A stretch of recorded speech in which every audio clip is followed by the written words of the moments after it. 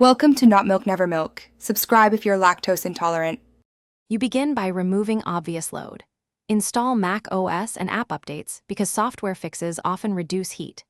Next, shut down or quit any apps spiking CPU and activity monitor. You should watch CPU percent and energy impact. Once done, physically inspect vents and use 1-2 short bursts of compressed air from a safe distance to dislodge lint. Do not spin fans. These steps lower immediate thermal load and prepare the machine for deeper fixes. Now you run Apple diagnostics by restarting and holding D to spot hardware faults that could cause overheating. If diagnostics are clean, reset the SMC and PRAM to restore proper fan control and power behavior, because corrupted settings commonly prevent fans from ramping.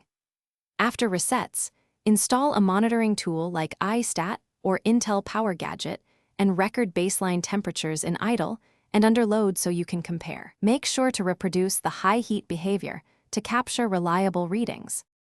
If temperatures stay elevated after diagnostics and resets, open the machine to replace old thermal paste or thermal pads because dried compound loses conductivity and raises core degrees C. While inside, inspect and swap any noisy or slow fans, reinstall parts with correct torque to avoid stress. Once reassembled, verify temps again and run a stress test. If you still see overheating, boot into safe mode to isolate software.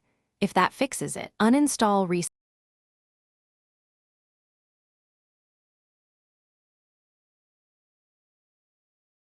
Thanks for watching. If this was helpful, leave a like and consider subscribing. See you next time.